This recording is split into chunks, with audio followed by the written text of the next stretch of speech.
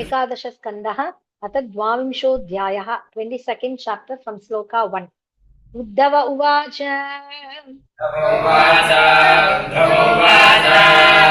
अतितत्त्वानि विश्वेश सङ्ख्यातानि ऋषिभिः प्रभो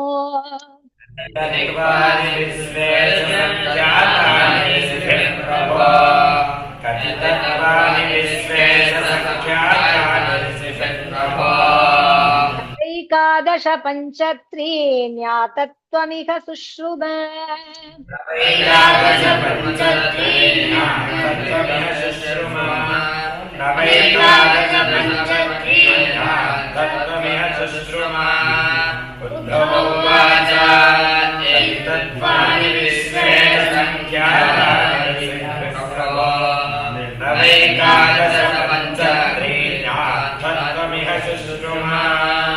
केचित् षड्विंशतिं प्राहुः अपरे पञ्चविंशतिम्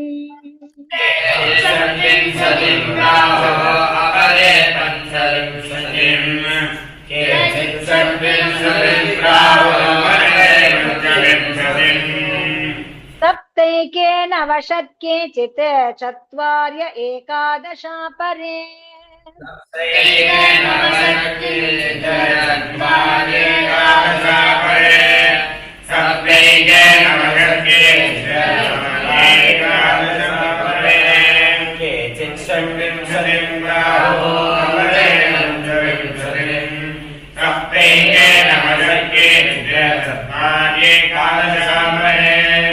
केचित् सप्तदश प्राहुः षोडशैके त्रयोदश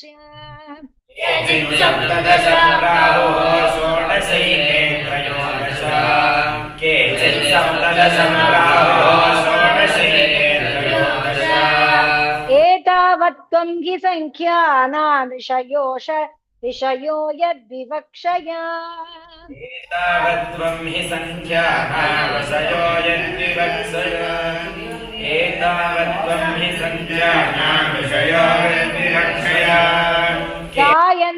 गायन्ति पृथगायुष्मन् इदं नो वक्तुमर्हसि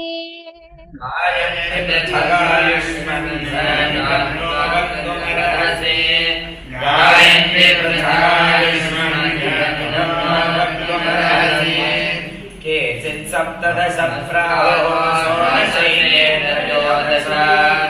एतावत्त्वं हि संख्यानां ऋषयो यद्विवक्षया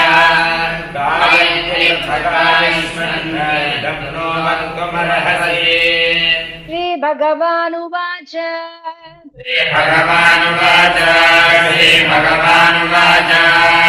युक्तं च सन्ति सर्वत्र भाषन्ते ब्राह्मणा यथा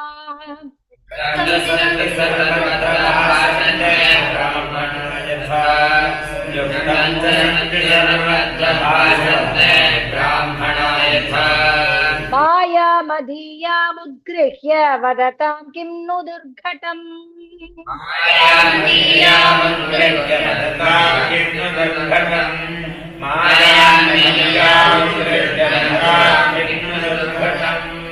श्रीभगवानुवाच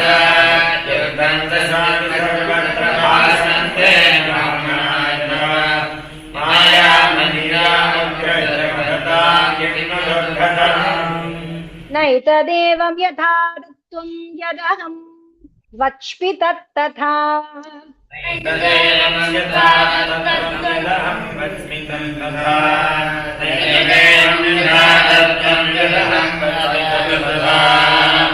एवं विवदतां हेतुं शक्तयो मे दुरत्ययाः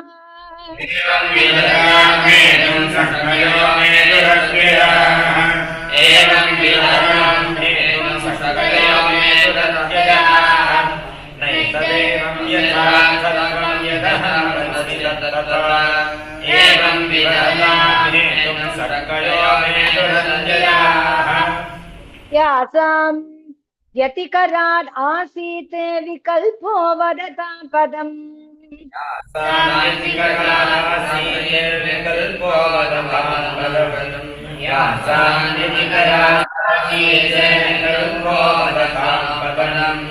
प्राप्ते शमदमेप्येते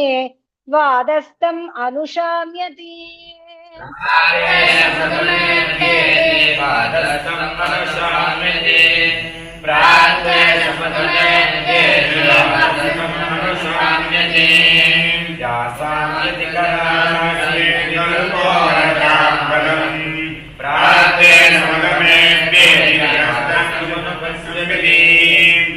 परस्परानुप्रवेशात् तत्त्वान् पुरुषर्षभ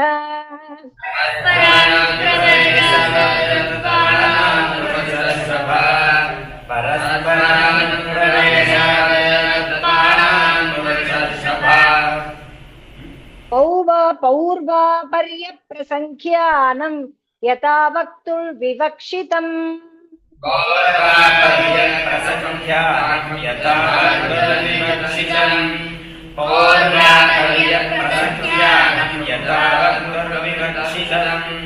परस्परानुप्रवेशात् तत्त्वानां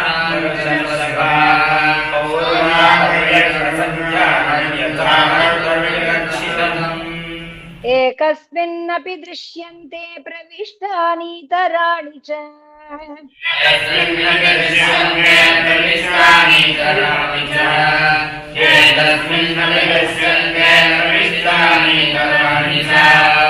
पूर्वस्मिन् वा परस्मिन् वा तत्त्वे तत्त्वानि सर्वशः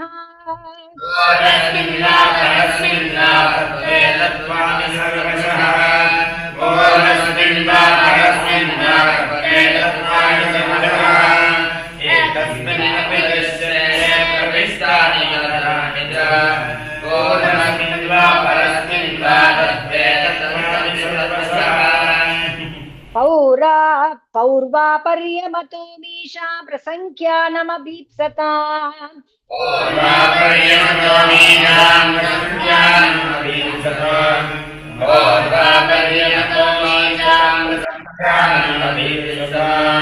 यथा विविक्तं यद्वक्त्रं गृह्णीमो युक्तिसम्भवात्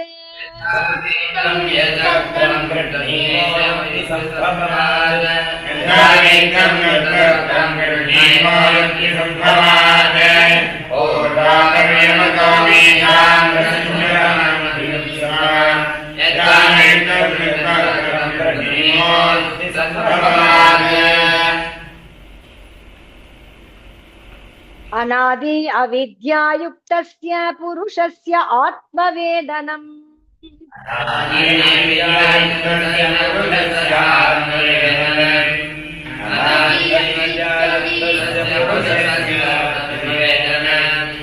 स्वतो न सम्भवादन्यः तत्त्वज्ञो ज्ञानदो भवेत्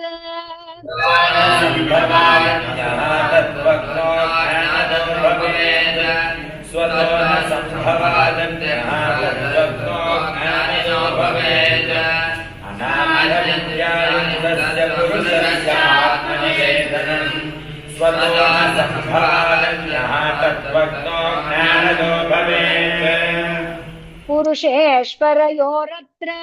न वैलक्षण्यमन्वपि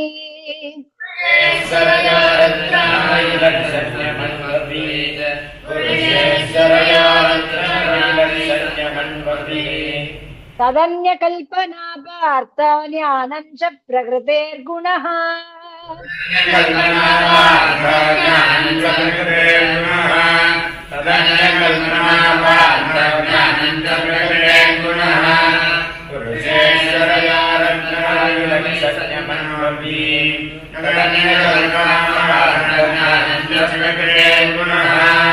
प्रकृतिर्गुणसाम्यं वै प्रकृतेः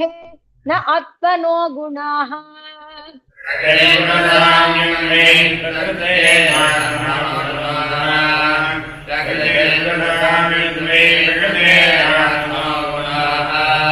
सत्त्वं रजस्तम इति स्थित्युत्पत्त्यन्त हेतवः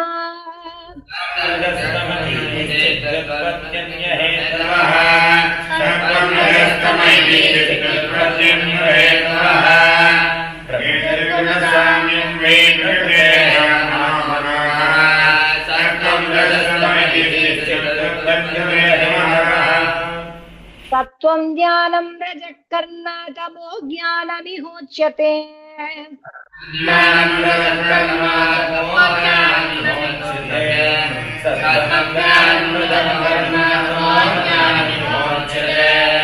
गुणव्यधिकरः कालः स्वभावः सूत्रमेव च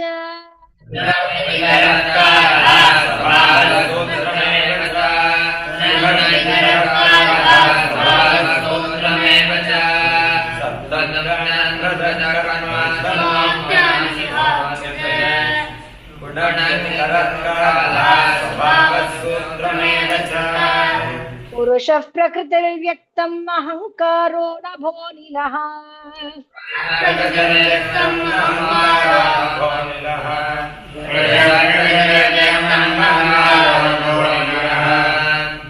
ज्योतिरापक्षितिरिति तत्त्वानि उक्तानि मे नव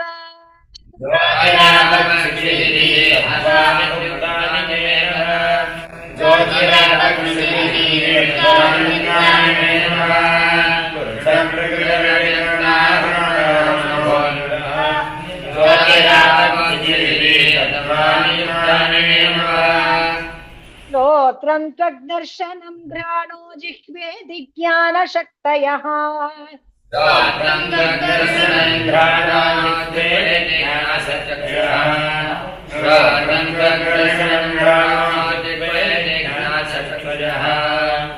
वाक्पाण्युपस्थपान्मङ्ग्रेः कर्माण्यङ्गो भयं मनः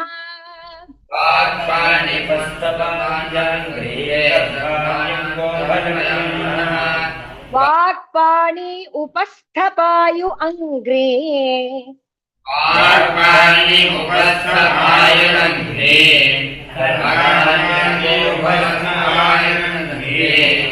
कर्माणि अङ्गो भयं मनः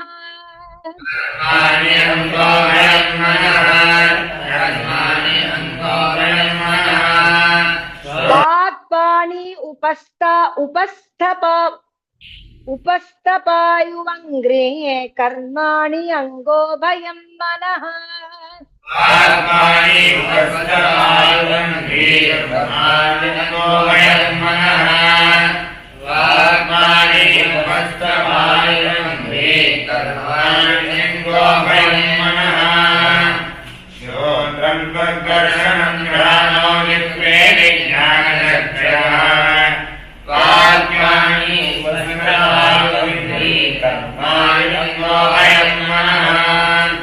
शब्दस्पर्शो रसो गन्धः रूपं चेत्यर्थजातयः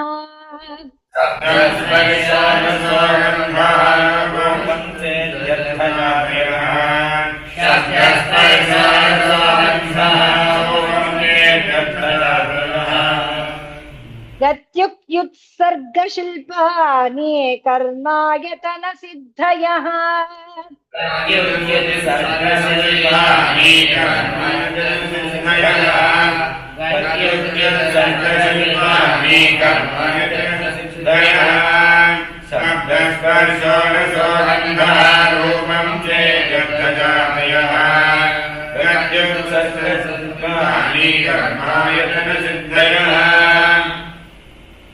सर्गादो प्रकृतिर्यस्य कार्यकारणरूपिणी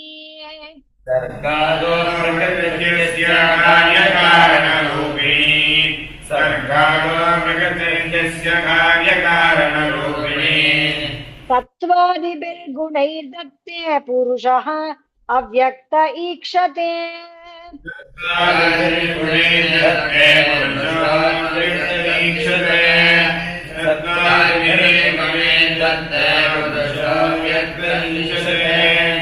सर्गादो प्रकृतिर्यस्य कार्यकारणरूपिणी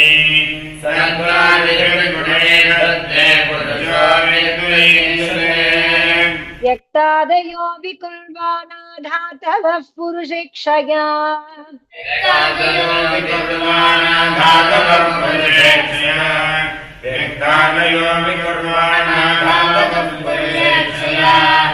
लब्धवीर्यासृजन्त्यण्डम् संहताः प्रकृतेर्बलात्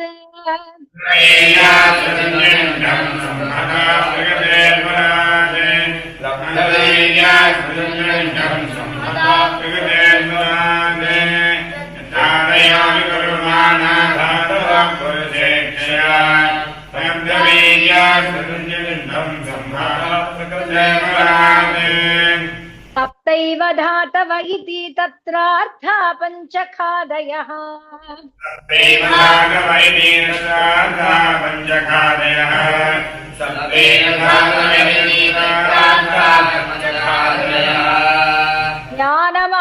ज्ञानमात्मोभयाधारः ततो देहेन्द्रियासवः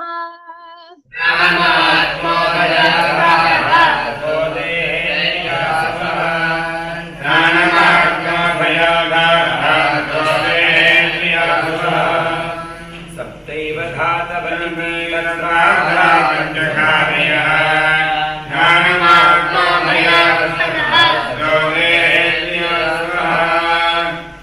षडित्यत्रापि भूतानि पञ्चषष्टः परः पुमान्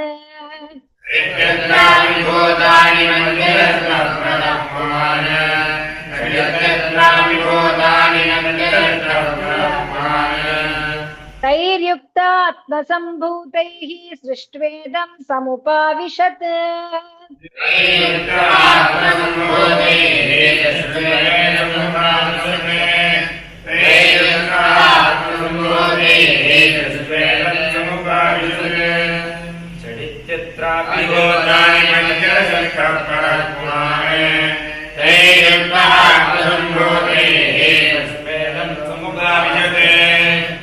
श्री अरगे नमः।